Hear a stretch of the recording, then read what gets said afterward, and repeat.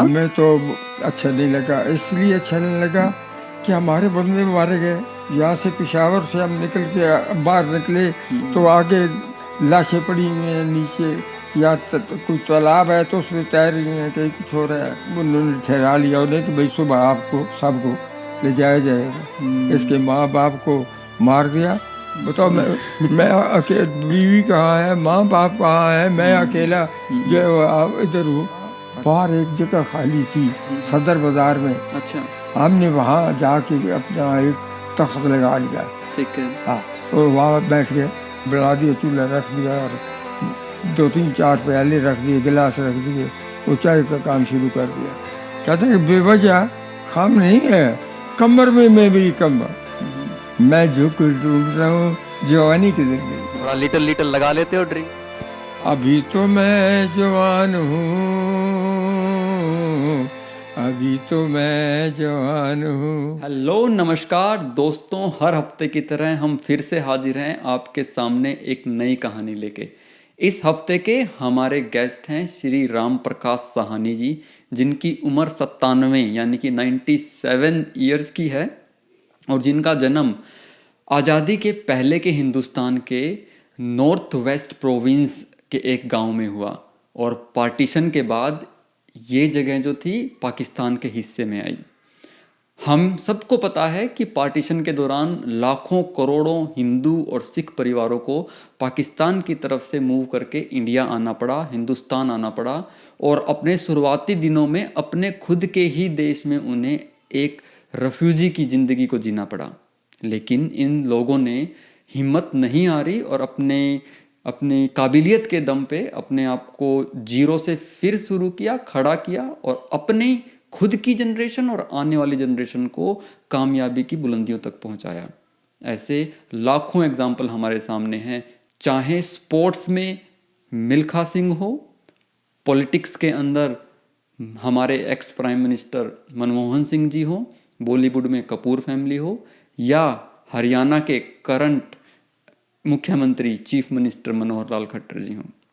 कुछ ऐसी ही कहानी है हमारे आज के गेस्ट राम प्रकाश साहनी जी की। तो चलिए दोस्तों, साथ मिलके राम प्रकाश साहनी जी की ज़िंदगी के कुछ पन्नों को पढ़ते हैं, उनको समझने की कोशिश करते हैं और उनसे बहुत कुछ सीखने की कोशिश करते हैं। लेकिन पॉडकास्ट शुरू करने से पहले मैं यहाँ ये मेंशन करना चाहूँगा कि इस पॉडकास्ट को हमने हमारे स्टूडियो में शूट नहीं किया है। राम प्रकाश जी अभी अपनी बेटी पूनम और उनके हस्बैंड यानी कि बलजीत नागपाल जी के साथ रहते हैं, तो ये पॉडकास्ट हमने उन्हीं के घर शूट किया है। और इस पॉडकास्ट को प्लान करने में और शूट करने में पूनम जी, बलजीत जी और मेरे प्रिय मित्र विक्रम मल्होत्रा का बहुत बड़ा योगदान रहा है। तो चलिए दोस्तों, बिना किसी देरी के शुरू करते हैं आज का podcast. This is Ram Prakash Sahni on Chandrashekhar Arya stock.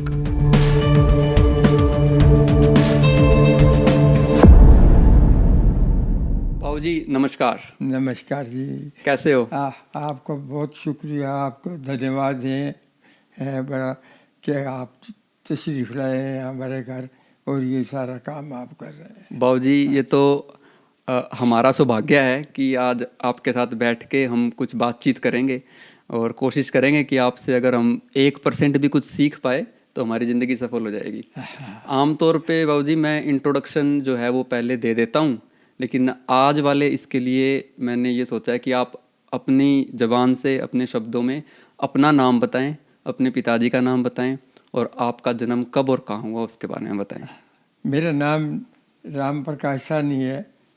मेरे पिताजी का नाम है लाला सोनोमल साहनी। हम कोतवाल के रहने वाले हैं।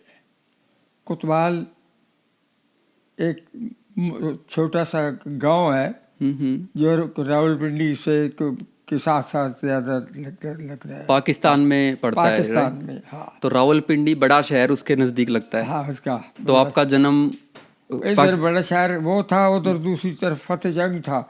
एक फतेह जंग भी एक तहसील है, वो थी वो उनका। कौन से सन में आपका जन्म हुआ था? 27 फरवरी 1927। 1927। तो आज़ादी के दौरान लगभग 21 साल के थे आप?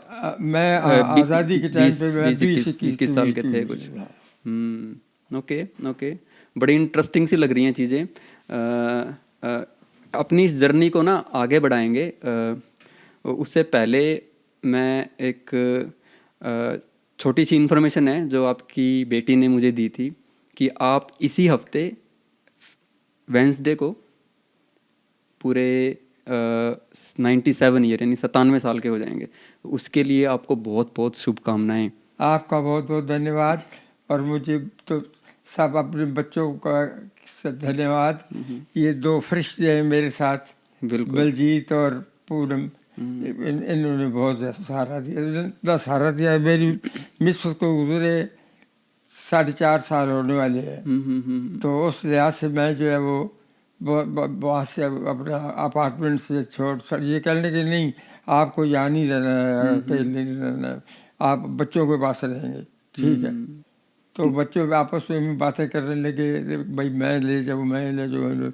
तो पूनम कहने लगी नहीं हमारे पास आएंगे। ये आपकी परवरिश का ही नतीजा है शायद कि आपने फरिश्ते जो हैं वो बनाए, है ना। क्योंकि पैदा तो इंसान नॉर्मल होता है, उसकी परवरिश कैसे हुई वो फरिश्ता बनता है या कुछ और बनता है, वो पेरेंट्स की वो मुझे आपका क्या मुझे घर से भी, अपने घर से भी ज़्यादा सहूलियत और खाना बनिए रहना बना कदम कदम पे मेरी देख रेख करते हैं। नहीं बिल्कुल बिल्कुल। तो बाबू जी 97 साल के आप हो गए हो, कैसा फील होता है? मतलब अगर आप सोचो कि जब आप 21-22 साल के थे और आप 97 साल के हो, क्या डिफरेंस लगते हैं आपको भावनाओं में?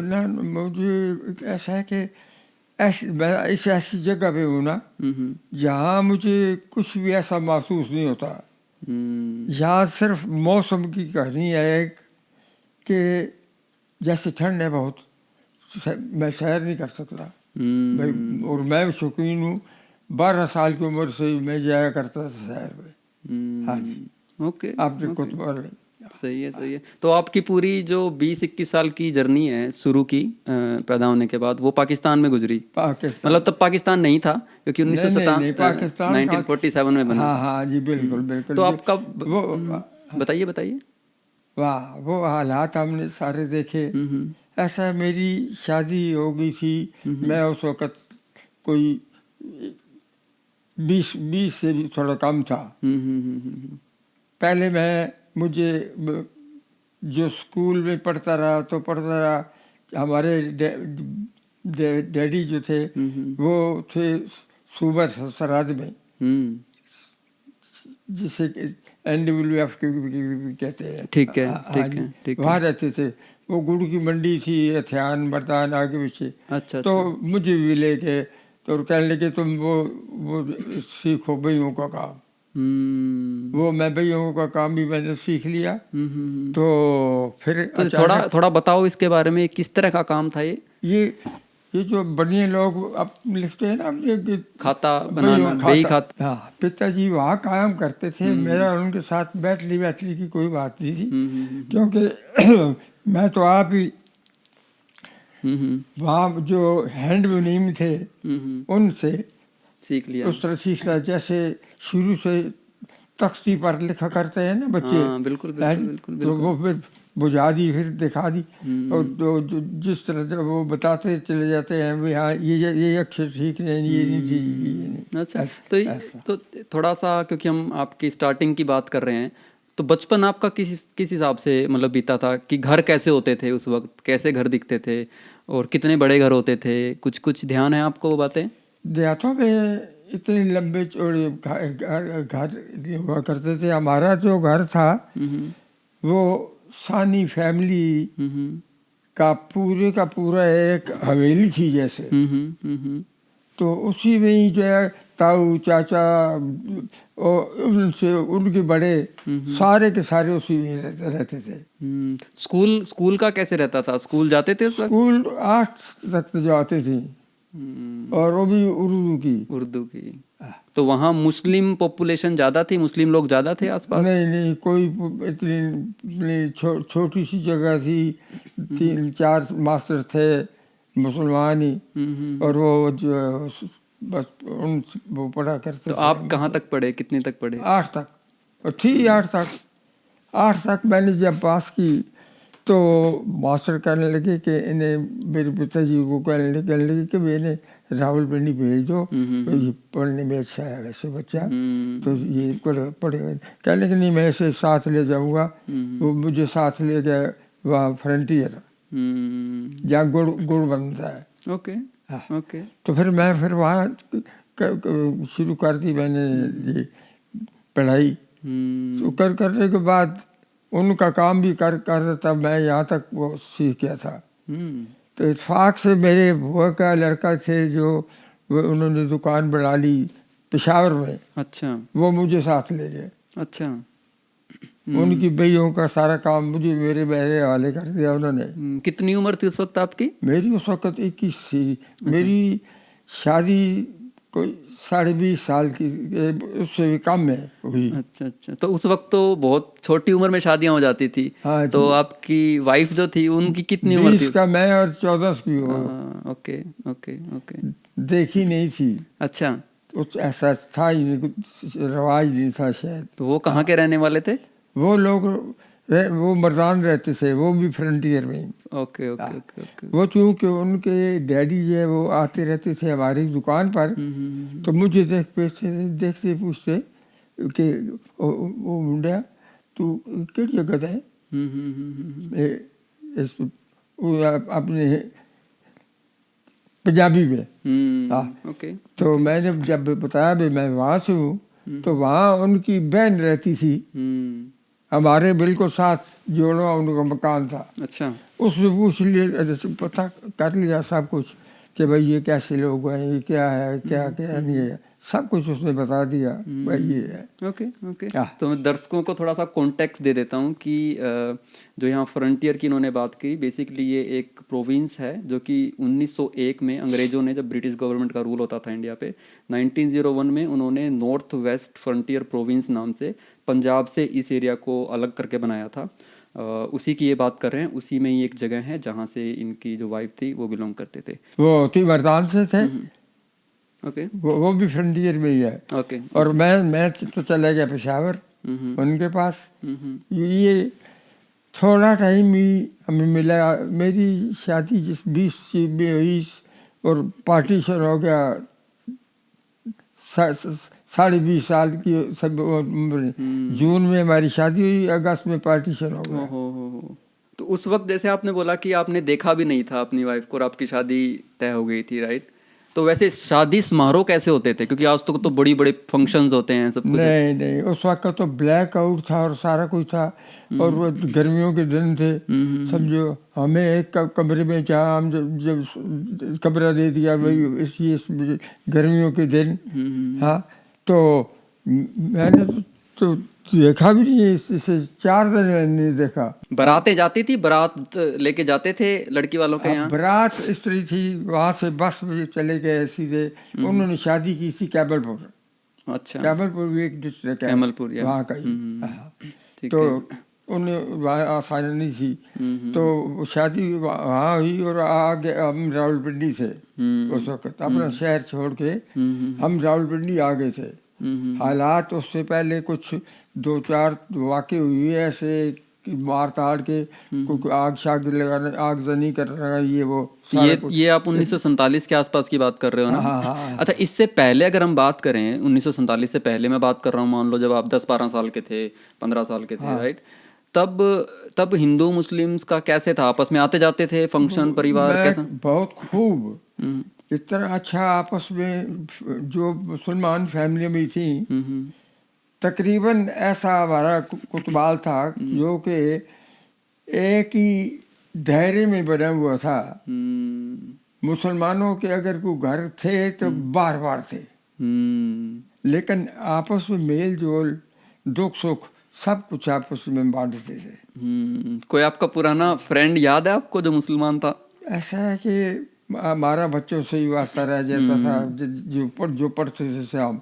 हमें वो भी ये भी याद नहीं अब उस वक़्त मेरे साथ कौन कौन पढ़ता था कौन कौन नहीं। और टीचरों को भी कोई नहीं पता।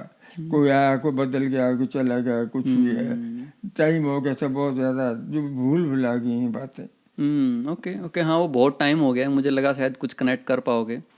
अच्छा, आपने बोला कि बहुत अच्छा प्रेम प्यार था हिंदू मुस्लिम्स का सबका। हाँ, और हाँ, 1947 में जब आज़ाद होने की खबर आई और फिर ये एकदम से दंगे होने स्टार्ट हो गए, तो वो कौन सा टाइम था कि आप लोगों को पहले कुछ पता चलने लग गया था, साल 2 साल पहले या महीने 2 महीने पहले, कि कुछ गड़बड़ हो रही है? नहीं, इससे 5-6 महीने पहले हम पेशावर थे जब एक दफ़ा लूट मार हुई थी।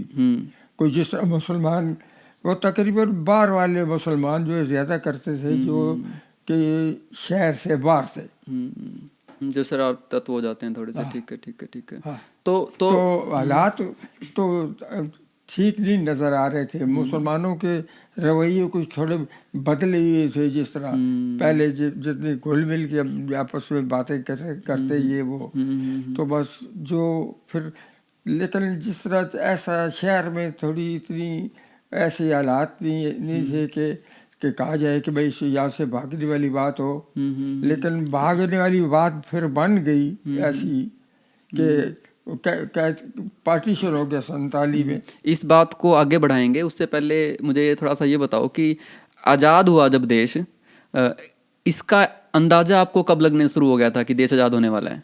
हमें तो अंदाजा जून शादी जब हुई तो जब ये बातें हो रही थी कि बस ये पार्टीशन हो जाएगा, पार्टीशन हो जाएगा, ऐसा कोई भी नहीं उस वक्त तक कहता था कि आज़ाद हो जाएगा, काट हो जाएंगे मुल्क की, वहाँ के लोग इधर आ जाएंगे, इधर उधर जाएंगे, मुसलमान हिंदू ऐसा होगा, ऐसा नहीं सुनने में आता था। पर ये पता चल गया था आप लोगों को कि अंग्रेज जाने वाले हैं? फिर हाँ, अंग्रेज क्विट इंडिया तो शुरू हो गई थी बात। 1942 जो में, बड़े बड़े 42 में। हमारे जो अच्छे नेहरू वगैरह, पटेल दूसरे तीसरे, उन्हें इन बातों में थी कि तुम निकलो यहाँ से।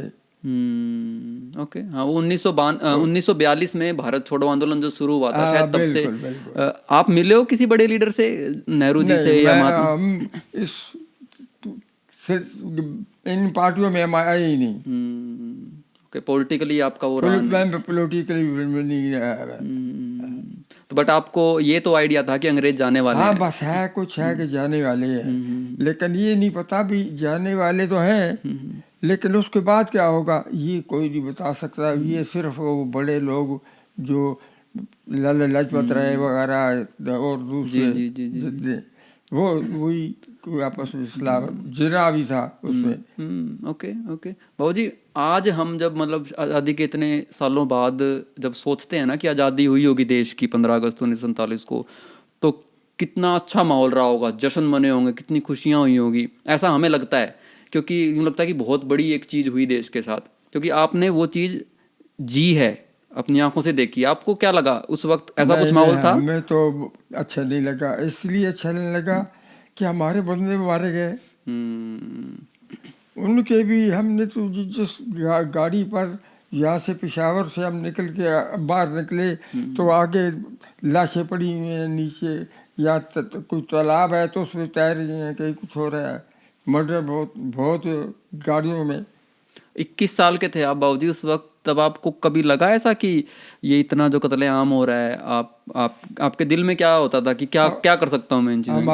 मेरी शादी हुई थी जून में, अगस्त में ये पार्टीशन हुआ, और जब मेरे ससुराल वाले उनकी कार्रवाई देहात से जिसको निकाली, उन्होंने कहा एक जगह रात रुकने के लिए कि सुबह जाएंगे, रात को 150 बदला मार दिया उन्होंने। अब सवाल इस बात का कि मेरी घरवाली वो बेचारी, वैसे उसने सुन के पता चला भाई इस तरह वो तो मारे गए। उस वक्त तक आप वहाँ कैंप में पहुँच गए थे, कैंप बना दिया था इन्होंने पहले ही, ताकि जिधर से भी कोई कार्रवाई आती है सबको इकट्ठा करते चले जा रहे थे लोगों को। बाबूजी, हो सकता है कि जब मैं सवाल पूछूंगा ना, तो हो सकता है कि मैं थोड़े से डीप सवाल पूछ लूँ, आपको याद भी ना हो वो चीज़ें, तो उसमें कोई दिक्कत नहीं है। आप उसको नहीं याद है तो आप बोलो कि नहीं याद है। तो मैं ये जानना चाह रहा हूँ कि पार्टीशन की तो खबरें तो आने लग गई थी, नो डाउट, लेकिन आपकी फैमिली में भी ये चीज़ पहुँची जब, तो कैसे पहुँची वो बात आपकी फैमिली में कि हमें यहाँ से निकलना पड़ेगा या जाना ही पड़ेगा? हमने जब हमारी शादी हुई रावलपिंडी में, हम रावलपिंडी से उस वक्त, हमारे चाचा जी, हमारे माता जी, हमारी बहन भाई एक भाई भी है, बहनें दो थी।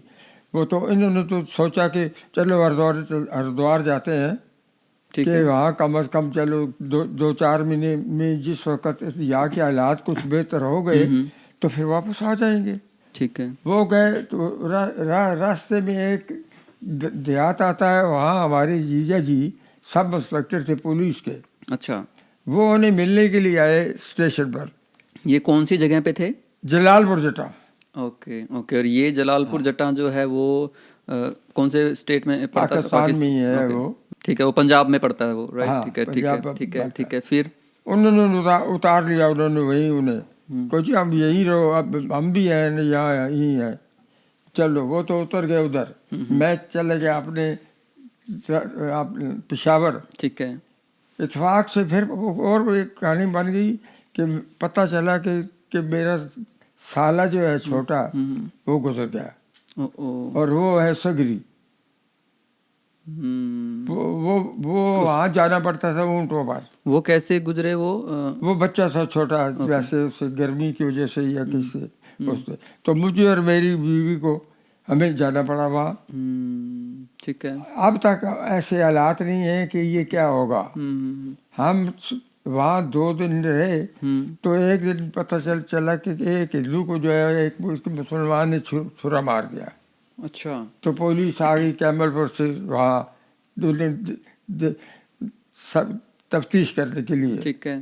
उन्हें भी बैठा लिया, और मेरे ससुराल वाले कहने लगे कि प्रकाश तू और बीवी तुम दोनों ही चलो कैमलपुर, अपना घर में रहो। हाँ, हम चल दिए। उनसे बातें चीतें, वो रास्ते में बड़ी उल्टी सीधी करते थे, मुसलमान लोग थे, जो करते हैं ठीक है। हम वहाँ गए तो वहाँ से तो पता चला कि ये तो सारे लोग वाह कैंप ले जा रहे हैं यहाँ से हिंदुओं को निकाल के। अच्छा, ओके। तो मैं और मेरी बीवी हम जा पहुँचे वाह कैंप। ठीक है। अच्छा, वाह कैंप आगे में हमसे पहले और आए हुए बंदे सैकड़ों की तादाद में। आपकी अपने परिवार से बात नहीं हुई थी इस बारे में? ना, अच्छा। परिवार वाले हो गए, शादी के बाद हरिद्वार जाते हैं। अच्छा अच्छा। और मैं चल दिया कि मैं तो अब ठीक है, मैं ठीक है, पेशावर ठीक है। जाता हूँ अपने ठीक है, अपने ठीक है, काम ठीक पर है, काम बिल्कुल, पर। बिल्कुल। ऐसी बात इतनी खराब उस वक्त। ठीक है, तो आप कैंप पहुंच गए फिर वहाँ पे? हाँ हाँ हाँ जी। हम दोनों वहाँ और तो वहाँ अपना आप पकाओ और आप ही खाओ।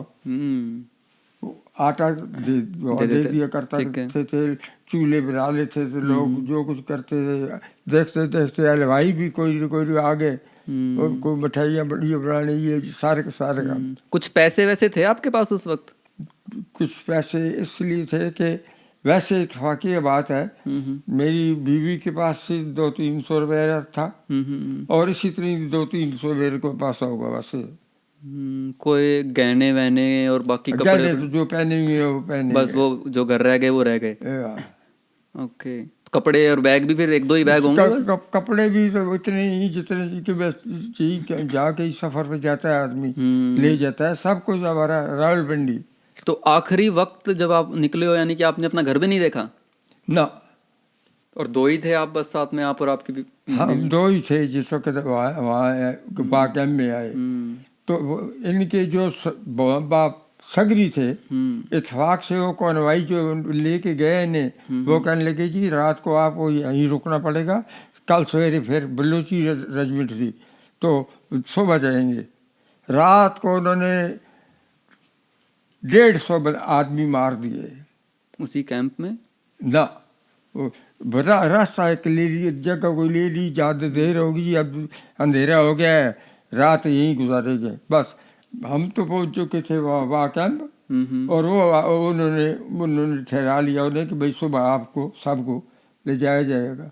इसके माँ बाप को मार दिया, और बच्चे जो थे साथ वो थोड़ी बल्कि कईयों को जख्मी भी हो गए।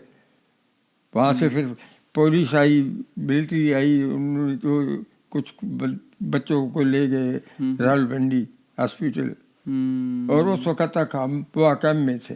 वहाँ पता चल गया कि भाई इस तरह आए थे ये लोग और मारे गए, और तुम्हारे माँ बाप भी हमने मार देखा, लाशें पड़ी हैं।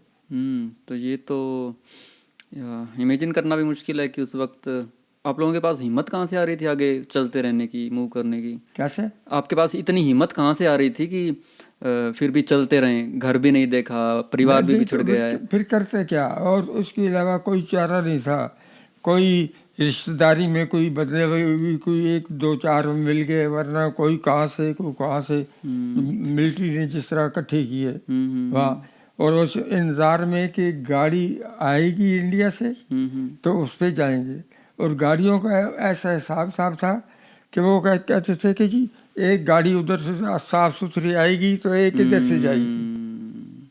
या मैं भी अलग हो गया वहाँ वाकया में अपनी बीवी से। वो ऐसा है कि कोई एक ट्रक आया, चलो जो वाघा जाने वाले, चलो भाई वाघा जाने वाले। मैं ज़रा थोड़ा परे होऊंगा कहीं, तो मेरी बीवी जो है वो छोटे से बक्सा था, उसके पास कुछ कपड़े होंगे वो, और छोटा भाई एक जरा जो रह गया था इसके पास, अच्छा वो लेके तो ट्रक में बैठ गई। अच्छा, वो भी आपके साथ था छोटा? हाँ जी, वो तो प्रकाश प्रकाश मुझे आवाज़ें लगानी चली जाए, लेकिन मैं जिस वक्त तक वहाँ उनके पास पहुँचा जब तक वो ट्रक तो निकल लिया। अब ये जा पहुँची वहाँ वाघा, वाघा और वाघा से फिर अमृतसर। अमृतसर इसे जो जनाना इन्होंने जो औरतों का जो अलग से जगह बना रखी थी, और भी आई जितनी भी शरारती थी। तो इस पॉइंट पे आप अपने बीबी और साले से भी बिछड़ गए? हम दोनों जग बिखर गए।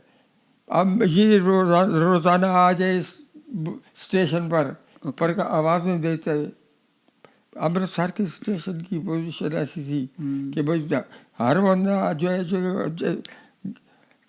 जिस रिश्तेदार रह गए हैं, कोई आ गया कोई नहीं आया है, उसकी से निगाह रखते हुए देखते हुए कि भाई शायद इसकी गाड़ी में आ गया हो, इसमें भी आ गया हो। तो मैं अगर ठीक समझ रहा हूँ तो आप अभी भी पाकिस्तान में थे और आपकी बीवी इंडिया पहुंच चुकी थी? हाँ बिल्कुल बिल्कुल वो पहुंची थी। हमें गाड़ी जो है वो ले आई, तो हमारी गाड़ी लाला मूसा आन के रुक गई। अच्छा शेड में। अच्छा। मैंने रात होने लगी है, दो गाड़ियाँ और भी खड़ी हैं। एक लड़का नीचे कोई सिगरेट बीड़ी बेच रहा था। मैं उससे पूछा कि भाई ये गाड़ियाँ यहाँ क्यों खड़ी हैं? कहने लगा कि इन्हें साफ करना है। तो मैंने कहा यार साफ हमने गंदी थोड़ी कर रखी है। कहते हैं आप मतलब मेरा नहीं समझे, हमारी 3 गाड़ियाँ उधर खड़ी हैं इंडिया में, युवागा के पास। हाँ जी, वो अगर सही सलामत आएंगी तो ये जाएंगी, और अगर उनके साथ कुछ हुआ तो याद हो जाएगा। मैं कहने लगा अरे यार आसमान से गिरे खजूर बैठ गए। वो तो ऐसा साहब भाई बताओ, मैं बीवी कहाँ है, माँ बाप कहाँ है, मैं अकेला जो है इधर हूँ। पर देखिए कि जो होगा, इत्तेफाक से रात को गाड़ी चलती तो मैं जा पहुँचा। तो वो आपकी पत्नी जब इंडिया पहुंची, भारत पहुंची, और आप जब भारत पहुंचे तो उसमें कितने दिन का डिफरेंस था बीच में? हम कोई 1.5 महीने आप अलग रहे। 1.5 महीने अलग रहे, जिसमें पता ही नहीं था कि कौन जी रहा है, कौन नहीं पता कि मैं अब किस हालत में हूँ, कहाँ और क्या है। क्यों ये तो पता है कि वहाँ कैंप में है मेरा। अच्छा ओके ठीक है। क्यों मेरे से तो हो गई थी ना। तो 1.5 महीने के डिफरेंस के बाद आप पहुंचे, आप भी वाघा पहुंचे, अमृतसर? हाँ जी, आप भी अमृतसर पहुंचे थे फिर ट्रेन के थ्रू? हाँ बिल्कुल बिल्कुल बिल्कुल। तो मैं पहुंच गया वहाँ। वो उधर एक जगह वो आवाज़ें दे रही, एक जगह मेरे माँ बाप वो आवाज़ें दे रहे। अच्छा ये जो औरतों के जो हिस्सा जो बना रखा था उन्होंने, जिसमें जो थी उन्हें, उसमें इसके कपड़े को उठा के ले गया। अच्छा हाँ, धो के रखे, उठा के ले गया। थे 2 जोड़े सारी से। मैं यहाँ एक बार थोड़ा सा रोकूंगा आपको। जो आपकी जर्नी थी, यात्रा थी पाकिस्तान से अमृतसर पहुंचने की, ट्रेन से हुई थी है ना? उसकी कुछ यादें याद है कि उस वक्त ट्रेन में क्या माहौल था, या किस टाइप की चीजें हो रही थी, बातें कर रहे थे लोग, कितना डर था उस वक्त? उस वक्त तक पता चल चुका था। क्योंकि बदले बहुत जो उधर उधर से जो ट्रेनें आई हैं इंडिया से जो गई हैं तो वो अभी वहाँ जहाज़ से गुजरती है कि लहू लुहान कोई बड़े जख्मी ये वो सारा उधर वो हो रहे थे इधर ये हो रहे थे। तो आप वाली ट्रेन ठीक ठाक पहुंच गई सर, ठीक सलामत? हाँ बिल्कुल ठीक वो कोई खून खराबा नहीं हुआ उसमें? ठीक है। तो फिर आप वहां पहुंचे इंडिया अमृतसर, कैंप में गए आप भी? हाँ ना पहले ये बिल्कुल दुर्गाना मंदिर, अच्छा अच्छा, ठीक है वो लोग दुर्गाना मंदिर में ठहरे हुए थे, ठीक है ठीक है ठीक है मेरे माँ बाप ठीक है ठीक है ठीक है। बहन भाई सारे। तो मैं लेकर आ जाते, दिन में कितने चक्कर लगे पता चलता कि कोई गाड़ी आई है वहाँ कम से। हाँ, तो भाई ढूंढो उन्हें, कहाँ है शायद आया गया हो। तो इस तरह में आया। तो आपकी मुलाकात हो गई थी अपनी फैमिली से? हाँ ठीक है ठीक मिल है गए। ठीक है। तो और भाई ये तो कह रही थी मैं तो बस मैं मेरी कुछ रिश्तेदारी नहीं, कुछ मेरी जान वाकफियत नहीं, बताइए मैं क्या करूँगी, मैं तो अकेली, मैं तो छोटा भाई 6-7 साल का। तो पहले आपको अपना परिवार मिल गया और फिर आपकी पत्नी तक कैसे पहुंचे आप? पत्नी को तो उन्होंने ढूंढ लिया था पहले उन्हें ही। मिल गया, क्योंकि जलालपुर जटा का एक डॉक्टर था, वो कहने लगी कि नर्स आया करती थी देखने के लिए। तो एक हाथ से उस नर्स को इसने पूछा कि भाई तू कहाँ की है? कहने लगी मैं तो जलालपुर जटा से आई हूँ। तो कहने लगी कि जलालपुर जटा का और भी कोई है? कहने डॉक्टर है। अरे कहने डॉक्टर को कि मैं जो है उनकी रिश्तेदार हूँ और मैं हूँ यहाँ हूँ।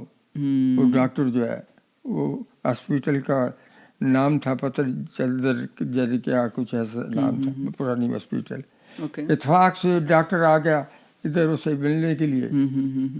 तो कहने लगे बीबी तू, कहने लगी मैं ढूंढ रही हूँ, चौधरी साहब को ढूंढ रही हूँ, मेरी बहन भी है, मेरे सास सहुरा भी है सारे।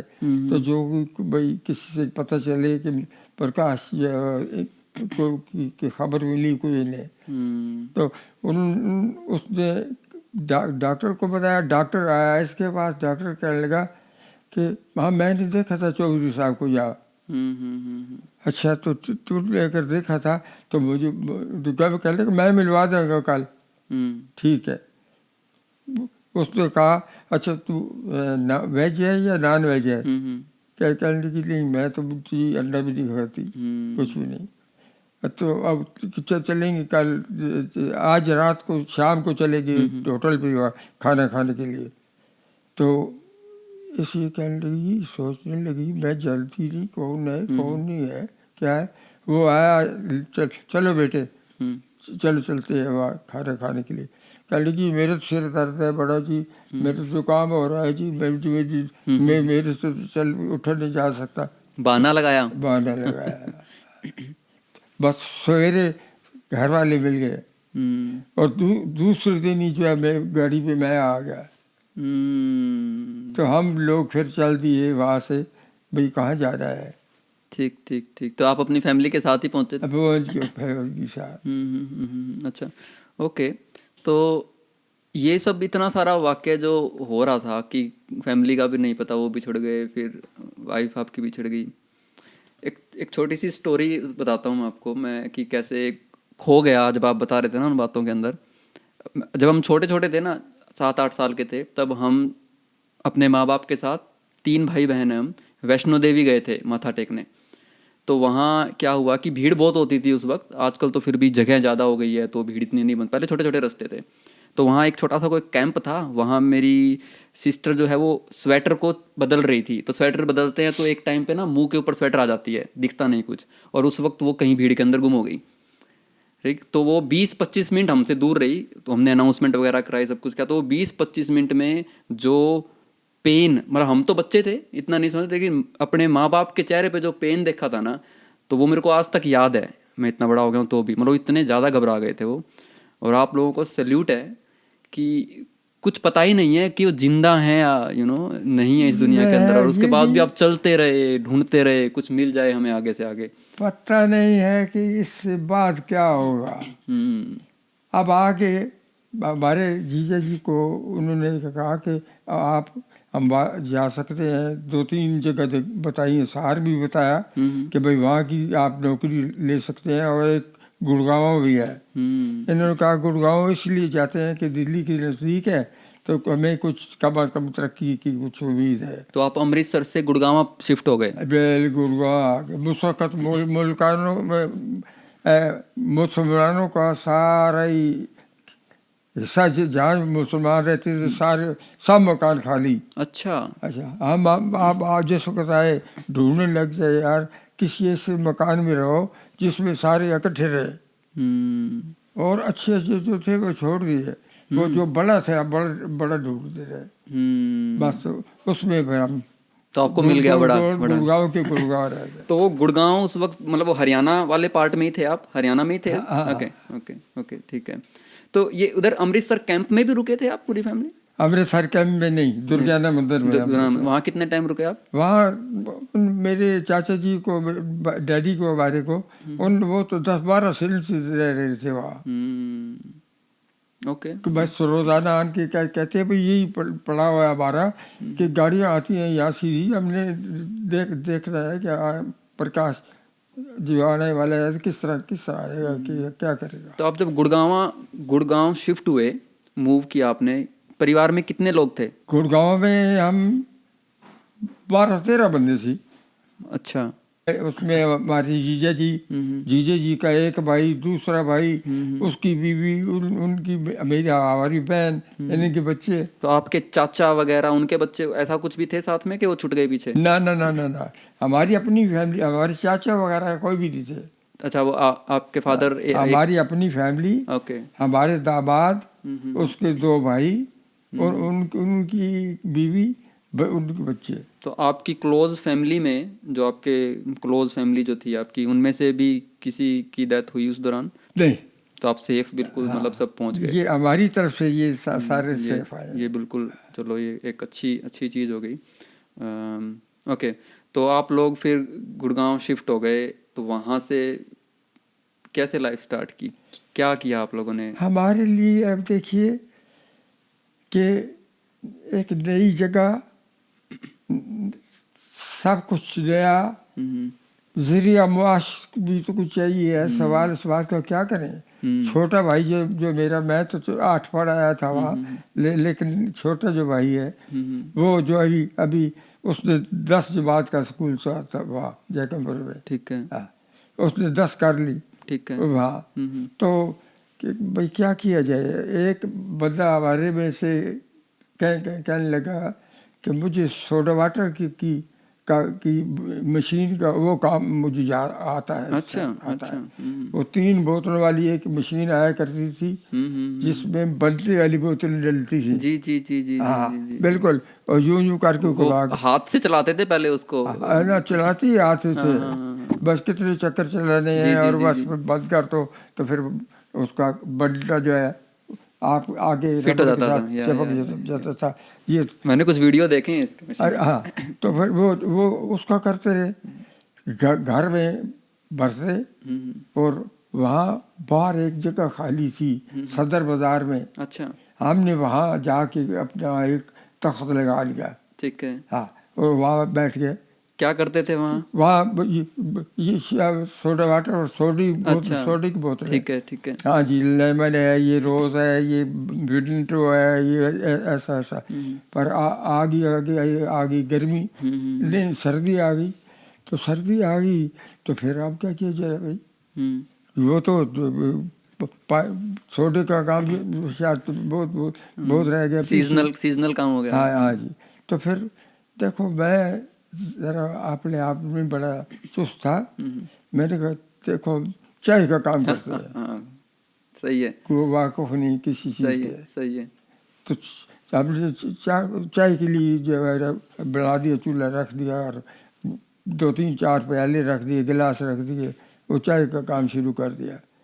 अब हमें इतना भी नहीं पता कि भाई कितने पैसे क्या हिसाब का आप रखोगे। सही है। जो कुछ उस वक्त 2 आने 2.5 आने की चाय थी। तो कौन लोग चाय पीते थे इस तरह की टपरी पे पहले? वो तो वहाँ तो सिर्फ जो है वो ये बढ़िया लोग ही जो थे या उनके बच्चे कोई आ जाते। सारे दिन में मेरा ख्याल है हो सकता है 10-12-20 से कम ही का। अच्छा, पूरे दिन में बस 15-20? पूरे दिन में यही कुछ होता था। तो काम चल जाता था उससे? चल के क्या जाए, चले तो चले, लेकिन हमने लगन है कि भाई कुछ तो कर रहे हैं। इसे आगे बढ़ाना है, बढ़ाना है। एक वक्त ऐसा आ गया कि हमारी चाय का नाम ही मशहूर हो गया। अच्छा, हाँ। क्या नाम था आपकी इसका? प्रकाश रेस्टोरेंट। ओ, प्रकाश रेस्टोरेंट बना दिया आपने उसको? पहले प्रकाश टी स्टॉल था। वाह। फिर उसके बाद जो है वो जिस वक्त हमने ये देखा कि हमारी चाय तो बोतलों में लोग ले जाया करते थे, कहीं दूर ले जानी है तो। अच्छा। हाँ। तो ये छोटी इलायची, बड़ी इलायची, एक चाय आती थी लम्सा टी, एक आया करती थी, बड़ी कमाल की टेस्ट थे। अच्छा। हाँ। तो ये पूरा परिवार लग गया था इस काम में कि बस आप और आपका भाई? वो तो सिर्फ प्रकाश सिर्फ था। ओके। अब घर के थे उस वक्त में जो दूसरे थे हमारी जीजा जी अपने, इनकी ट्रांसफर और कहीं हो गई, ये चले गए बच्चों के साथ उधर। उनका भाई जो था वो पुलिस में भर्ती हो गया, उसने उसकी नौकरी शुरू कर दी। तो उससे इस हिसाब से तो हम तो मियाँ बीवी, हमारे माँ बाप, भाई ये सारे हम जो है वो इस घर में। तो ये रेस्टोरेंट कितने टाइम में बन गया उस चाय की दुकान से? वहाँ गुड़गांव में एक तरफ था पोस्ट ऑफिस और दूसरे कोने पे था सोना चौक। सोना चौक, हाँ मैं रहा हूँ वहाँ। अच्छा, बस सारा यही था। और बीच में आ जाता है गांधी चौक। गांधी बुद्ध बोलते हैं बिल्कुल, वो या पुराना गुड़गांव है, जानता हूँ मैं गांधी। बिल्कुल गांधी चौक में जो है हमने वो जगह जो खाली थी उस पे अपना तख्त लगा लिया। इत्तेफाक से कमेटी वाले आ गए, जो लोकल थे वो नहीं चाहते थे इतना कि भाई ये आके यार आते ही इन्होंने जमा लिया, बजाय इसके कि कुछ पैसा देना किसी मांग के गुजारा करें। नहीं, ये आपने 1947 में ही बना लिया था? हाँ बिल्कुल 48 आ गया था। 48 आ गया। हाँ। ठीक है, ठीक। तो मैंने जो वो शुरू की चाय का काम शुरू किया उस तख्त पे, तो कमेटी वाले आ गए को भाई आपकी पर्ची कटवाओ कि इसका किराया, और बल्कि कहने लगे कि किराए के लिए भी बोली दी जाएगी। अच्छा। 600 रुपया महीने पर जो है हमें उन्होंने ये जगह दी। उस वक्त भी 600 रुपये? नहीं, महीना नहीं, साल का 600 रुपये साल। ठीक, 600 रुपये साल। बढ़िया लोग, बड़े जबरदस्त, होशियार और बड़े हैरान कि भाई यार बड़े पैसे, बड़े हमारी ही तो यहाँ दुकानें 2 रुपये, 5 रुपये, 4 रुपये इतने के किराए भी हैं, और यहाँ इन्होंने जी ले लिए 600 रुपया साल भर इन्होंने ले ली, और ले ही ली। चाय भी हमारी बड़ी मशहूर हो गई। फिर क्या ये कहा चलो अंडे रख लो साथ। अच्छा। हाँ जी, जानते नहीं थे बिल्कुल भी, लेकिन दलील थी भाई हमने कुछ करना है। उधर डर ये रहता कि बड़ियों के पास, इनके पास चाय जाती है, अगर उनका कोई आया गया और उन्होंने देखा कि ये इन्होंने अंडे रखी हुई है तो चाय मंगवाना बंद कर देंगे। पर होता रोज जो कुछ भी होगा। कुछ एक टाइम वो आ गया जो बड़ियों के बच्चों ने खाने शुरू कर दिए अंडे। बड़ियों के जो बच्चे थे उन्होंने अंडे खाने शुरू कर दिए। मतलब कि ठीक है। बस इस तरह ही। तो वो जो आपने रेस्टोरेंट बनाया प्रकाश रेस्टोरेंट के नाम पे, कब तक चलाया उसको? वो 90 में मैंने बंद किया। 1990 तक? ओके। तो लगभग 40-42 साल तक चला वो। हाँ, फिर आपने उसको बंद किया या बेच दिया? बिल्कुल वो बेचा तब जब हम बच्चे हमारे 72 में एक बच्चा आ गया इधर। एक लड़की की शादी हुई 69 में। तो फिर वो तो चूंकि रहते ही थे यहाँ कनाडा में, तो वो तो चले ही उनके साथ। बाकी हम जो थे हमने जो है वो 90 तक शादी कर दी, दूसरी लड़की थी मैं आपकी उससे पहले। आपकी इस फैमिली की जो डिटेल है उसके ऊपर आऊंगा अभी। उससे पहले मुझे ना ये राइट मोमेंट लग रहा है, मुझे एक बात बोलने का मन कर रहा है यहाँ पे। आमतौर पे जो मेरी जनरेशन के या हमसे भी नए जनरेशन के जो बच्चे अभी आ रहे हैं, उनको लगता है कि पुराने लोग जो थे 50 साल 60 साल पहले जो बिजनेस करते थे, धंधा करते थे, उनके लिए बहुत आसान था, है ना। उनको लगता है कोई कंपटीशन नहीं था, मारा मारी नहीं थी किसी भी टाइप की, उनको चीज़ें सस्ती मिल जाती थी, ज़मीनों का कोई वैल्यू नहीं इतनी थी, तो कहीं भी कुछ भी कर लेते थे, राइट। तो उन लोगों के लिए एक अच्छा एग्जाम्पल सेट है कि चीज़ें आज के दौरान से भी ज़्यादा मुश्किल थी, है ना। उनको लगता है कि भाई उन्होंने उस वक्त अगर अगर पुराने लोग आज के टाइम पे होते तो वो सक्सेसफुल नहीं हो पाते। मुझे ऐसा लगता है आपकी स्ट्रगल स्टोरी सुनते हुए, अगर आप लोगों को आज के टाइम में कोई बिजनेस खड़ा करना है ना, तो बहुत आसानी से खड़ा कर दोगे आप इस वक्त जो है, क्योंकि इतने रिसोर्सेज आप लोगों के पास आज हैं। अगर इससे आधे रिसोर्सेज भी आपको मिल जाएं तो आप बेड़ा पार लगा देंगे उन चीज़ों का। आप बड़ियों ने जिन्होंने ये खाल बनोले का काम किया करते थे, उनके बच्चे अब जू बड़े होने लगे, छोड़ दिया उन्होंने सब। तो उन्होंने सोचा अरे ये कल आए हैं और आज आके इन्होंने दुकानें और ये सारा कुछ कर लिया है। तो ऐसा वक्त फिर हम आते देख के आए कि बड़ियों के सदर बाजार में आगे उनकी दुकान और पीछे मकान, रिहाइश वहाँ की, उस अपनी रिहाइश सेक्टर बन गए फिर यहाँ। बिल्कुल बिल्कुल बिल्कुल बिल्कुल वहाँ चली गए और उन्होंने दुकान अपनी लंबी कर ली, उन्होंने बड़े बड़े शोरूम बना लिए अपने। बिल्कुल बाबूजी अपना माहौल को थोड़ा चेंज करते हैं। वो जो हैवीनेस आ गई है कि पार्टीशन की और स्ट्रगल की, उसको थोड़ा चेंज करते हैं, थोड़ा लाइट माहौल को लेके आते हैं। मैं आपकी जर्नी को थोड़ा सा आगे बढ़ाऊंगा। उससे पहले ना, जैसे आपके पॉडकास्ट को शुरू करने से पहले, बातचीत करने से पहले मैं बात कर रहा था आपकी बेटी से, आपके दामाद से भी, तो उन्होंने बताया कि आप शेरो शायरी में बड़ा इंटरेस्ट रखते हैं, है ना। और बल्कि वो बता रहे थे कि आपकी हाइट जब आप ठीक थे कुछ साल पहले, तब अच्छी खासी 6 फुट की आपकी हाइट थी, अब आप थोड़ा बैंड करने लग गए हो कुछ। तब ये बात चल रही थी, आप कुछ बोल भी रहे थे पीछे से, कुछ शेरो शायरी कुछ सुनाओगे उसके बारे में? क्या बोल रहे थे आप उस वक्त? मैंने अभी वो बात बोली थी, मैं आपको एक सुनाऊँ आपका हरियाणा का। हाँ हाँ बिल्कुल बिल्कुल, बताओ ना। एक सखी मैंने ऐसे देखी जैसे ऊंट पहाड़ी का, अरे चढ़ बारे मुँह लगी, पुल रह गया, पुल बह गया रिवाड़ी का। अरे वाह, क्या बात है। एक सखी मैंने ऐसी रे देखी जैसे ऊंट पहाड़ी का, चल बारे मुँह लगी, पुल बह गया रिवाड़ी का। राव साहब की रिपल्टन बह गई, घर बह गया भटियारी का, 4 चड़स पानी की पी गई, साबुत खेत बथुए कभी खा गई, फिर भी नाम बेचारी का। यार वाह वाह, ये आपने कब सुनी सबसे पहले? ये जब शुरू में ही हम दोस्त बैठते थे, जब आपस में ये अब उन तो हमारे यार बहुत दोस्त हो गए ना वहाँ के लोकल भी, वो भी तो शाम को बैठते, शेर शायरी होती, गाने होते, ये वो तो फिर ऐसा था। एक आपने वो झुकने के ऊपर कुछ शेर सुना रहे थे। किस बात कि झुकने, बेवजह खम नहीं है कमर में मेरी कमर।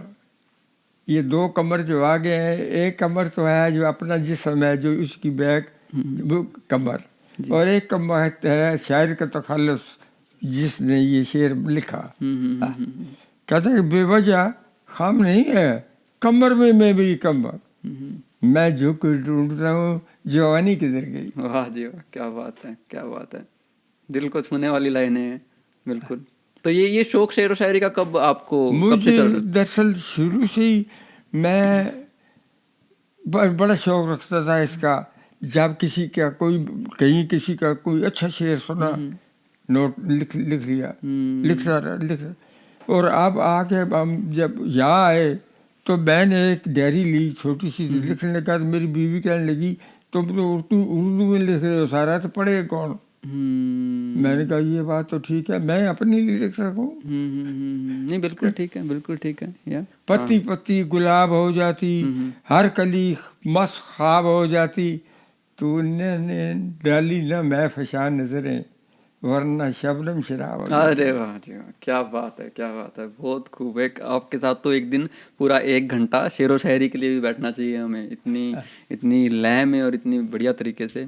अच्छा बाबूजी, जब आपकी लाइफ को ऊपर से मैं देखता हूँ ना मोटा मोटी, तो मुझे ऐसा लगता है कि हम इमिग्रेशन की बात करते हैं, राइट, कि जब हम एक देश को छोड़ के दूसरे देश में जा रहे हैं, तो ये वाली सिचुएशन जो है, स्थिति आपकी लाइफ में 2 बार बन गई है ना। एक बार जब आप पाकिस्तान से इंडिया आए, वो भी एक तरीके का इमिग्रेशन था, चाहे वो धक्का देके या फोर्सफुल हाँ वाला बिल्कुल इमिग्रेशन बिल्कुल था, बिल्कुल। पर था वो एक देश से दूसरे देश में मूव करना, क्योंकि वहाँ भी आपके पास कुछ नहीं था, जीरो से आपने स्टार्ट किया था, है ना। जब हम किसी दूसरे देश में जाते हैं, ऐसा ही करते हैं आज भी, जब थोड़ा पैसा लेके आते हैं लोन पे, वो भी आजकल तो बच्चा, और फिर यहाँ से अपनी चीज़ें शुरू करता है। तो मैं उस जर्नी के बारे में अब आपसे बात करूंगा। एक जर्नी के बारे में हमने बात की, अब हम दूसरी जर्नी पे जाएंगे कि आपकी कनाडा की लाइफ कैसे स्टार्ट हुई।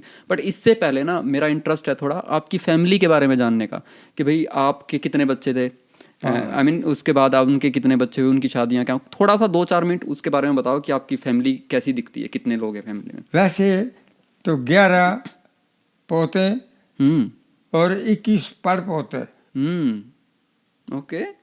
इन इन पे हमारी फैमिली थी सारी। हमारे अपने बच्चे 5 हम्म और पांचों के 11 बच्चे। बच्चे, और उन 11 जो हैं वो फिर उनमें से जो जो बढ़ते गए वो 21 ओके, उनके फिर 21, तो आपके सारे पोतों की पड़ शादी पड़ हो पोते। चुकी है। नहीं, पोतों की सबकी शादी तो हो चुकी है। पोतों की सबकी शादी हो चुकी, उनके भी बच्चे हैं। ग्रेट ग्रैंड डॉटर्स जो सन्स हाँ जी, यानी जी हाँ। चिल्ड्रन किड्स जो हैं वो आपके 21 हो गए, ठीक है। तो अब कनाडा में कितने हैं उनमें से? कनाडा भी वहाँ वहाँ कोई भी नहीं रहा, अच्छा, सभी कनाडा में हैं। ये सारे के सारे कनाडा में हैं। ठीक है, तो इसमें आपके 5 जो बच्चे बताए आपने, बेटे हाँ, कितने और बेटे? ऐसा है कि एक भाई हमारा गुजर गया, हम्म एक हमारी लड़की गुजर गई यहाँ, बाकी सब भगवान की दया से सिलसिला तो है। अपनी और पूरी मैं हर वक्त इस जगह में रह जाता हूँ, भाई मेरे दाता तू मुझे ले लेना, मैं बुरा नहीं देखना चाहता, मैं कोई ऐसा नहीं देखना चाहता, मुझे दुख का काम न कर नहीं समझो पड़े। Okay okay. सो यहाँ एक छोटा सा कॉन्टेक्स्ट देता हूँ दर्शकों को। अगर आप ओटावा सिटी में बैठ के इस पॉडकास्ट को देख रहे हो, तो आपने बलजीत नागपाल जी का नाम ज़रूर सुना होगा। बलजीत नागपाल जी की वाइफ हैं पूनम। तो साहनी साहब जो हैं बाबूजी, पूनम जी के फादर हैं, और उन्हीं के एफर्ट से आज मुझे मौका मिला है कि हम इन सब बातों में बात कर रहे हैं। और वो ओटावा रहते हैं, और बाबूजी अभी इन्हीं के साथ ही ओटावा रहते हैं। तो बाबूजी अपनी टॉक पे वापस जाते हैं। कनाडा कैसे आना हुआ, कब आए थे, कितना साल हुआ है, कुछ याद है? कनाडा में तो हमारे पूनम की शादी तो करने के लिए अब यहाँ आए थे। अच्छा, हाँ, कौन से सन की बात? 79 में। अच्छा, ठीक है ठीक है। बाकी शादियाँ जो है वो तो बाकी शादियाँ भी दोनों लड़कों की भी शादियाँ दोनों की यहाँ हुई। तो आपके बच्चे यहाँ पढ़ने आए थे स्टार्टिंग में? या पढ़े हुए थे उस वक्त, यहाँ तो कौन पढ़ेगा। राज आया है तो वो बड़ा बड़ा लड़का, वो बजिद था कि मैं कनाडा जाऊँगा, क्योंकि बहन जो आ चुकी है बड़ी ठीक ठीक ठीक। यहाँ, तो मेरा सब कुछ ठीक हो जाएगा। एक आया तो फिर दूसरे ने कहा भाई मैं भी जाना चाहता हूँ। मैंने कहा बिबला किसी एक को तो रहने देना अपने पास, यहाँ कुछ भी है कहने लगी। तो कि अगर इसे ना करते रहे ना, तो फिर बड़ा होकर ये कहेगा कि मैं कोई मतरेया था क्या। मतरेया जानते हैं हिंदी? थोड़ा बताओ कि क्या क्या दूसरी बीवी का सौतेला। ठीक ठीक ठीक ठीक, हाँ बिल्कुल ठीक है, बिल्कुल ठीक है। अब चलो वो भी गया।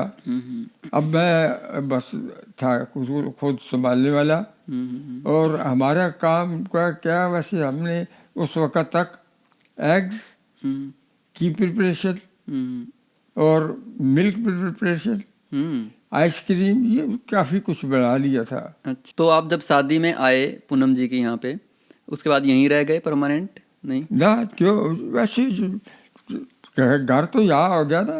ये जो सारे जो बलजीता जो यहाँ थे, हाँ, वो बात अलग है कि हम वहाँ हैं तो बच्चों मिलने के लिए आ गए वहाँ। तो परमानेंट आप यहाँ कब आए कनाडा में?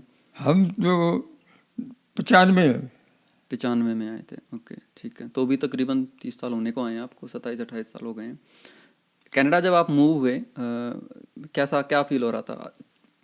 मन था कनाडा शिफ्ट होने का कि कनाडा जब आए तो पहली बात तो ये थी कि मैंने बीवी से फैसला किया, देख हमारे बच्चे बड़े बड़े हो गए हैं, उनके बच्चे भी जो है वो हाई स्कूल में और कॉलेजों में डिग्री वगैरह लेके हो गए हैं, तो मैं नहीं अच्छा समझता कि उन बच्चों में उनमें जो है हम रह सकेंगे। क्यों? उनकी नेचर कुछ और है, हमारी कुछ और है, हम अलग रहेंगे। Okay okay. तो बस उसी लिहाज से हमने अपार्टमेंट, फिर हमें अपार्टमेंट लेके दे गया ब्रैम्पटन में ही। अच्छा, उधर GTA, ठीक है, हाँ ब्रैम्पटन हाँ में। हाँ जी बिल्कुल। हमें 24 साल जो है वो एक ही जगह हमने अपने आप सब कुछ सारा मैं बाहर का सब जो कुछ चाहिए होता है शापर वर्ड था हमारे पास, हर चीज़ मिल जाती थी। तो 2000 बन गए ये वो, बस सारा मतलब बड़ा अच्छा वक्त गुजरा। ये आते मिलने के लिए आया करते थे, आते कोई बड़ी चीज़ है तो कह दिया इन्हें जरा यार वहाँ से आटा या कोई दूध के बैग हुआ करते थे बड़े बड़े। ओके। तो जब तक आपकी पत्नी थे आपके साथ तब तक आप उसमें अपार्टमेंट में रहते थे, और उसके बाद इधर आप ओटावा शिफ्ट हो हाँ गए? जी वाह, पर जब वो तो गुजर गई 2 नवंबर को। 4-5 साल हो गए? है जी 4-5 साल हो गए। हाँ हाँ हाँ बिल्कुल जी बिल्कुल। तो फिर बस इन बच्चों ने फैसला किया कि आप वहाँ अकेले नहीं रहेंगे। हाँ, क्योंकि साथ तो चाहिए ना अब इस कुछ उम्र दिन में। में मैं एक लड़के के साथ पास रहा, फिर उसके बाद पूर्ण बल जीत लिया है मुझे यार। Okay okay. उन दिनों में वो एक वो तो बीमारी भी तो चल रही थी, तो कोविड, हाँ हाँ। 2 साल तक तो लगातार तो घर में ही रह गए, बाहर ही नहीं निकल पाए। आपने अपनी लाइफ में ऐसी कोई और बीमारी देखी है? नहीं मैंने तो कुछ भी नहीं महामारी देखा, कोई नहीं? लेकिन बड़ों ने जो है हमारी माँ बताया कुछ 150 साल पहले बताते हैं एक वो आई थी बीमारी। तुताउन, हाँ मतलब वो प्लेग। हाँ, प्लेग या हाँ देहातों में वो प्लेग ज्यादा था क्योंकि कच्चे छत थे, उनमें चूहे वगैरह ज्यादा रहते हैं। तो ये और हमने तो कोई बीमारी ऐसी नहीं देखी। ओके, हमारे पास एक अच्छी स्टोरी बन गई है हमारे पोतों को बताने के लिए, कोविड वाली याद है हमें। और कुछ चीज़ें याद आती है बाबूजी पीछे पुरानी? पहला घर आपका पाकिस्तान में था, दूसरा इंडिया में था, कभी कितना मिस करते हो उन चीज़ों को? किसी को मिस करके क्या करना है अपने, अगर वैसे कोई किसी मुश्किलात से गुजर रहा हो ना, तो फिर तो कह देता है कि ये याद करे वो करे वो करे। अब यहाँ है वाह वाह तो यहाँ हर रोज जब वो वाह। बिटिया ये सोने के लिए जाती तो मुझे मिल के जाती, मेरा अलग कमरा मिल के जाती, वो बातें जो कर लेती। माँ को याद करते हम, शुरू में बहुत रोया करते थे। तो फिर उसके बाद तो फिर मैंने कह दिया कि गुजर तो जाएगी तेरे बगैर भी, लेकिन बहुत उदास बेकरार गुजरेगी। दिल को छू गई लाइनें। और वो कहा करती थी, कहने लगी और प्रकाश देख जो आया है उसे जाना है, हमारे बड़े भी तो गए हैं, उनका सहारा लेना। मैं तुम्हारे से पहले अगर चली जाओ ना तो मैं बड़ी खुश होंगी बहुत ज़्यादा। मैं गई, मैं इतना चल फिर नहीं सकती जिस समय जरा भारी थी। आप बात बता रहे हो ना, ऐसे मेरे रोंगटे खड़े हो रहे हैं साथ में।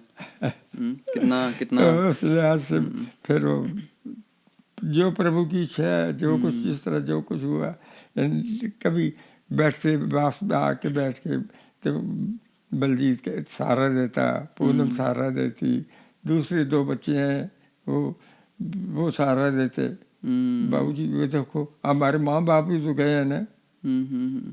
बाबूजी मान लो आपको आपके हाथ में कोई जादू की छड़ी आ जाती है, कोई मैजिक है ना, कोई जादू की छड़ी आ गई, आपको पीछे जाने का मौका मिलता है, पीछे कुछ साल पहले, कुछ भी कोई ऐसी चीज़ कोई आप चेंज करना चाहते हो अपनी लाइफ में, कोई ऐसा कुछ बता पाओगे कि आप पीछे जाके अपनी लाइफ में कि ये चीज़ ऐसे नहीं, ऐसे होनी चाहिए थी या ऐसे करना चाहते थे? क्या उसके लिए मैं अब बच्चे बड़े सियाने हो गए हैं, बच्चों के जो बच्चे हैं वो भी शादीशुदा, फैमिलियाँ जो बढ़ गई हैं। मुझे बस ये खुशी है बस खुश रहें कि वो तो। सारे परिवार खुश हैं। और फिर यहाँ एजुकेशन बहुत अच्छी, हर अच्छी, कोई डॉक्टर है, कई ओहदे वाले बच्चे हैं जो बहुत ज़्यादा पढ़े लिखे। ओके ओके, बहुत अच्छी बातचीत हुई है हमारे बीच में बाबूजी। मैं धीरे धीरे अब ये अंत की तरफ जा रहा हूँ कि ख़त्म करेंगे इस बातचीत को, लेकिन उससे पहले मेरे पास कुछ और चीज़ें हैं आपसे पूछने के लिए। एक तो मैं इस चीज़ को जानने का बड़ा इच्छुक हूँ कि जो मुस्लिम परिवारों के साथ आप लोगों का पहले एक रिलेशन होता था पार्टीशन से पहले और फिर पार्टीशन के बाद, तो उसमें कितना अंतर आया, क्या क्या किस तरह के चेंजेस आए उसके अंदर? जो पहले था मुसलमानों के साथ हमारा इतना दुख सुख में भी आपस में शामिल होना, अब ना तो वो एक अच्छी नज़र से देखते हैं ना कोई कुछ चंद ऐसे लोग हैं मुसलमान जो पढ़े लिखे हैं, उन्हें वो जानते हैं कि यार प्यार प्यार ही होता है। अब ये ज़्यादा ये इन लोगों ने ये कुर्सी के लिए कौन था गवर्नर था उस वक्त, कौन था ये, उसने माउंटबेटन, लॉर्ड माउंटबेटन। तो देखो उन्होंने, उनकी कोशिश हमेशा रही कि इनका फिर इनमें बदलाव आए, ये मार कुटाई के बाद कि कौन कहे, हमें कहे नहीं नहीं तुम ही रह जाओ, तुम सारा दोगे, लेकिन नहीं, ऐसा नहीं होने दिया किसी ने भी। ओके, आपको पर्सनली जो माहौल बन गया था उस वक्त हिंदू मुस्लिम के बीच में, आपको क्या लगता था पर्सनली कि ये पार्टीशन हो जाना ठीक था, हो जाना चाहिए था, अगर नहीं होता तो और हालात ख़राब होते, या इस पार्टीशन को रुक जाना चाहिए था? क्या लगता है आपको? ऐसा है जी, हालात जो बन गए थे उसके मुताबिक उसके साथ ही हमें चलना था। और ऐसा जो हो गया है तो बस उनके नज़रिया कुछ और का और ही हो गया पाकिस्तान। तो ठीक है बाबूजी, ये जानना चाह रहा था इसके साथ में कि आपका जैसे पुराना घर था, इंडिया में भी था और पाकिस्तान में भी था, पाकिस्तान वाले घर में कभी जाने का मन हुआ, कभी कोशिश की जाने की आपने? नहीं, कभी भी नहीं। मेरे बच्चे, मेरे पूनम गई थी जब इस्लामाबाद जिनकी पोस्टिंग थी। अच्छा। तो जब गाड़ी लेके गई वह देख के आई, सब चेंज हुआ है जो कुछ भी है उसमें था। बड़ा दरवाज़ा था तो उसकी शक्ल और बदल गई।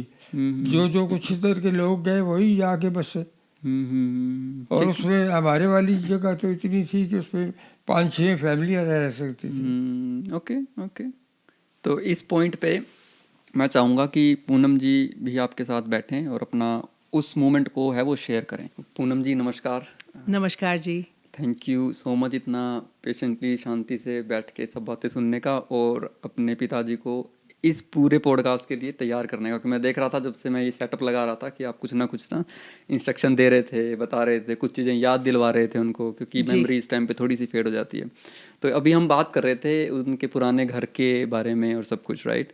तो इन्होंने बताया कि मेरी बेटी वहाँ जाती रहती है। तो अब मुझे ना 2 पार्ट में बताइएगा प्लीज़ कि एक तो पाकिस्तान वाला घर आपने वो भी विज़िट किया है, और गुड़गांव वाला तो मैं मान के चल रहा हूँ आपने कई बार किया होगा, राइट, अभी भी आप जाते होगे। तो दोनों की मेमोरी जो है आपके दिमाग के अंदर, आपकी मेमोरीज में, यादों में, उसके बारे में थोड़ा बताइए। जी, मैं ज़रूर बताती हूँ।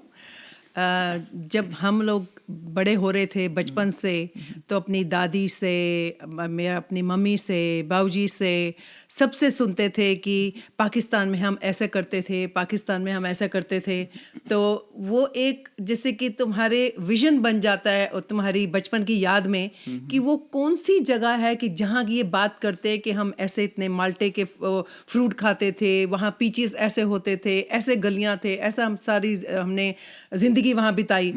तो मेरे को बड़ी एक उत्सुकता थी कि भाई मैं जाके वो देखूं कि वो जगह क्या है, क्योंकि ये नहीं कि वो जगह कोई डिफरेंट नहीं थी जब देख ली, लेकिन वो विजन में था कि एक बारी वो पाकिस्तान की धरती पे जाके मैं एक्सपीरियंस करना चाहती हूँ कि वो कौन सा घर था कि जहाँ मेरी दादी और मेरे फादर और वो सब वगैरह वहाँ इकट्ठे रहते थे। तो जब बलजीत वहाँ पोस्टिंग पे थे तो मुझे कुछ मालूम नहीं था अदर देन कि उनका कुतबाल एक उनका जो गाँव था, जी। तो ड्राइवर लिया, मैंने गाड़ी ली, एक उनकी नेबर थी फौजिया, उसके साथ मैं गई और पता करते करते करते करते कि यहाँ सानियों का कोई मोहल्ला था जहाँ के वो सब रहते थे।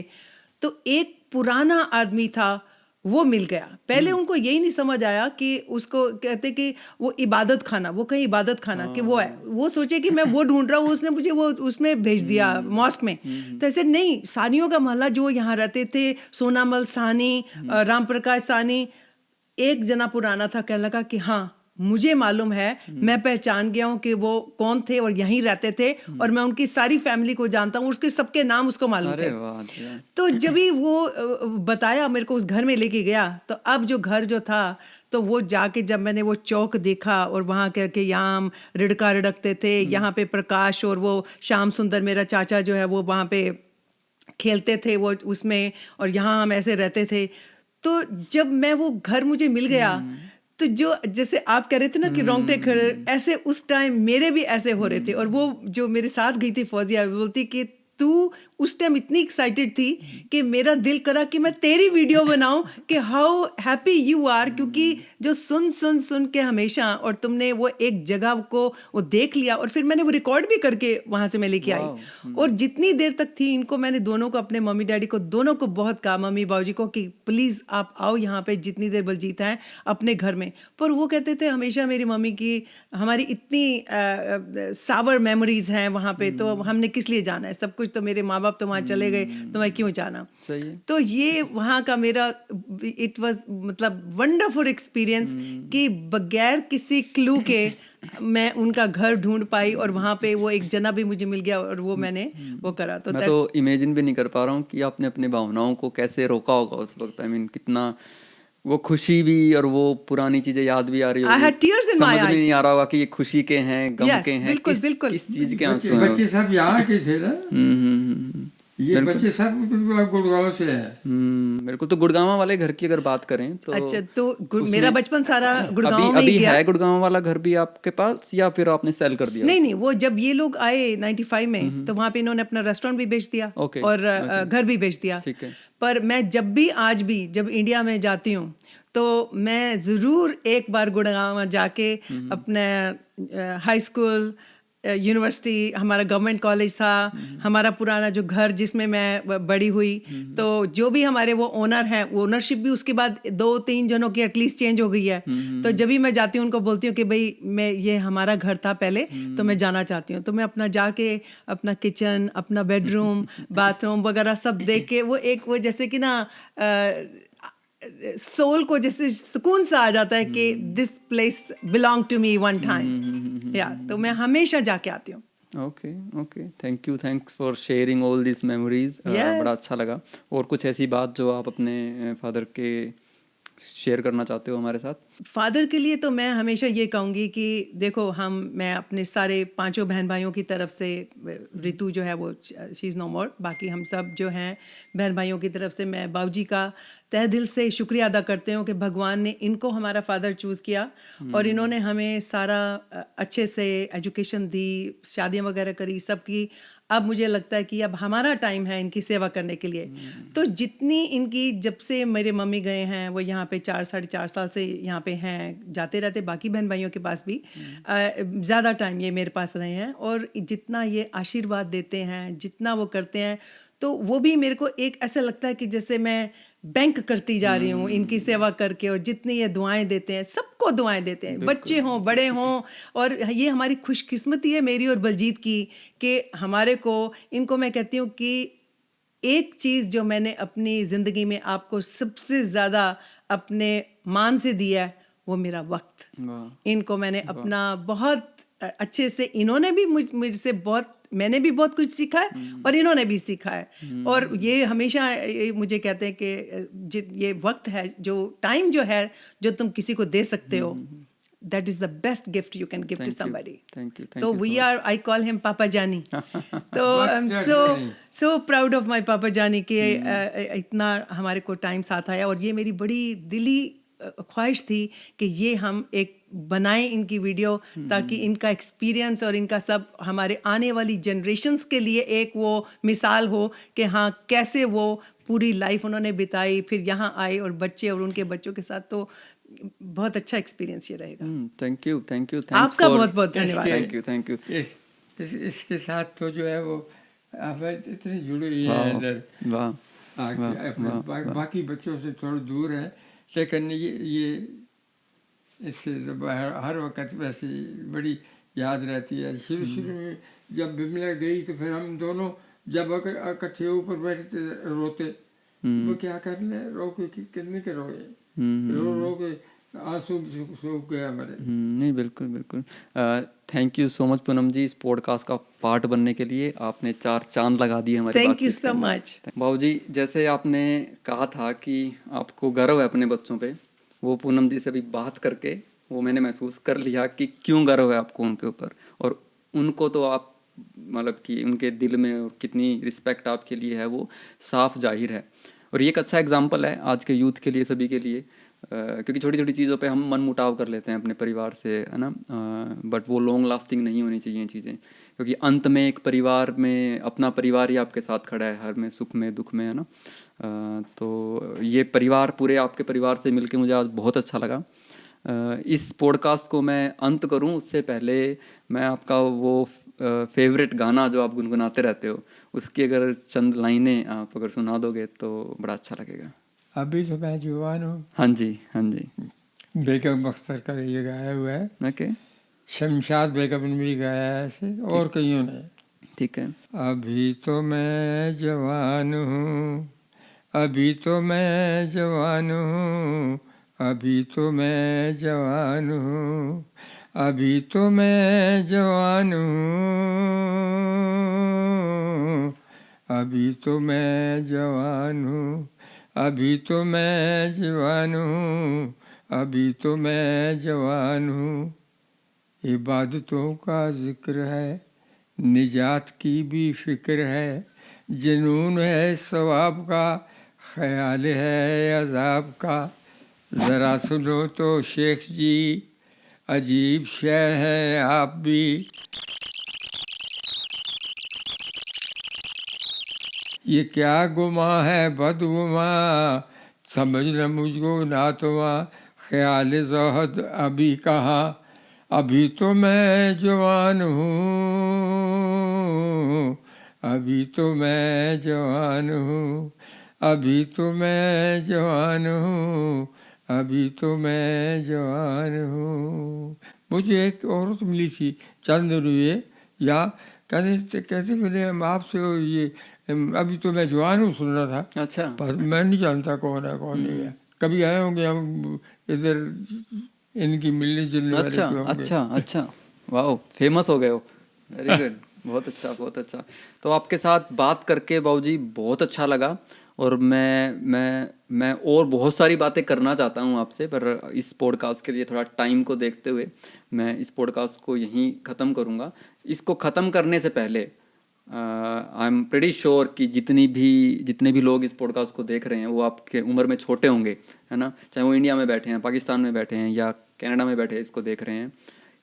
और आई मीन फॉर्चुनेटली मेरे पॉडकास्ट की जो रीच है उसमें मैं जब स्टैटिक्स देखता हूँ तो 2% पाकिस्तान के व्यूअर भी हैं, कनाडा और इंडिया के तो हैं ही हैं। तो इन सब को देखते हुए कोई लास्ट एक मैसेज आप उनको देना चाहोगे पॉडकास्ट के थ्रू?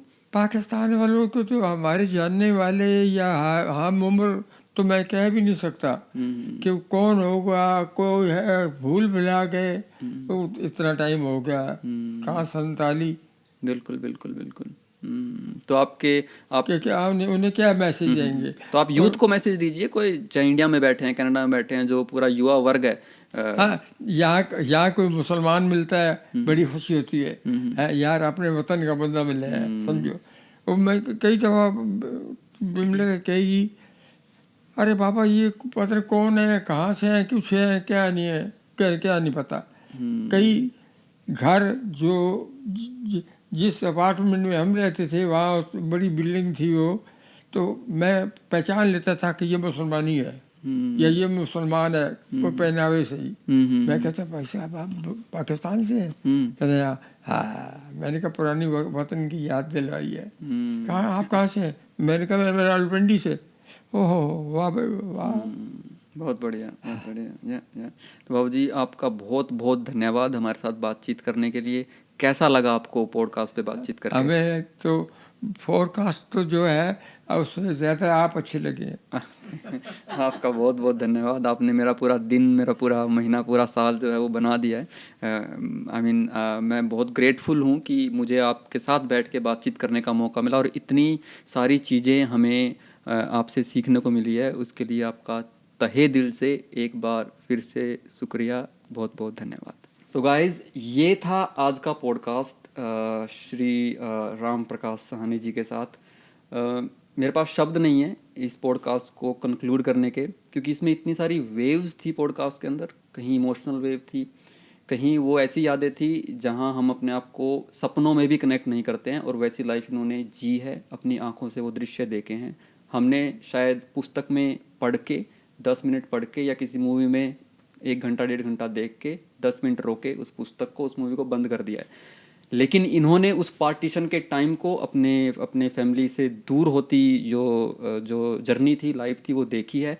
फिर इंडिया आके पाकिस्तान से जीरो से एक चाय की टपरी लगाकर एक रेस्टोरेंट बनाने तक का सफ़र, सभी बच्चों को कनाडा में सेटल करने तक का सफ़र, और आज 97 वर्ष की जो उनकी लाइफ है वो ऐसे अब भी ऐसे जी रहे हैं जैसे कि लंबी लाइफ नहीं है, आज भी वो जवान है। आपने उनका गाना भी सुना था।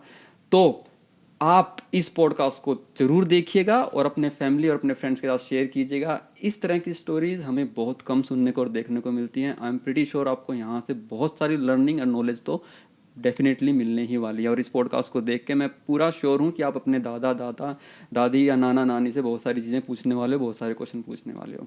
तो मैं अपनी इन्हीं बातों के साथ इस पॉडकास्ट को यहीं विराम देता हूँ। अगले हफ्ते फिर मिलेंगे एक नए पॉडकास्ट, एक नए गेस्ट और एक नई इन्फॉर्मेशन के साथ। तब तक के लिए आपका दिन शुभ हो, आपकी सेहत अच्छी रहे और आप निरंतर प्रगति करते रहें। जय राम जी की। आपका बहुत धन्यवाद। और यही क्वेश्चन मैं बाबूजी से पूछना चाहूँगा कि आपकी सेहत का जो राज है वो क्या है? इतने 97 साल के आप हो गए हो, आपने इतनी सेहत कैसे मेंटेन की है?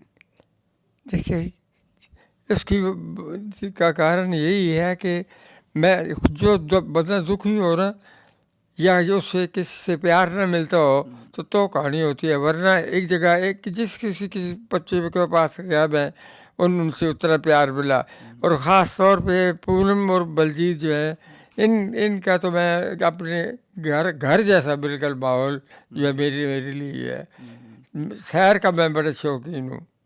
अच्छा, मैं किसी पाकिस्तान से आके मुझे शराब का भी नहीं पता था कि होता क्या है और कैसा होता है, क्यों पीते हैं लोग, इतनी कड़वा है और ये है वो है। यहाँ आके हमने कहीं बियर एक बोतल बियर की लेके और 6 आदमी बैठ के पीने के लिए। अच्छा। हाँ जी, उसमें रोज़ डाल देते, बाकी सारा पियो। हाँ बहुत बढ़िया हो गया भाई, रोज़ तो मीठा कर देना है, ठीक है। तो बस खुश कर नहीं दे हमें कुछ। अगर कोई 2 लफ्ज़ किसी सुन भी लेना, कहते हैं कोई बात नहीं, ऐसा तो अभी भी लगा लेते हो लिटिल है जी, थोड़ा लिटिल लगा लेते हो ड्रिंक? हाँ ड्रिंक तो है ना। शाम के टाइम वैसे बलजीत जी कहते हैं हाँ जी बाबू जी क्या पियोगे। हाँ तो हमें देखो, हमें तो फिर हाँ में हाँ तो करनी पड़ती है ना। बहुत बढ़िया, thank you Babu ji, thank you so much.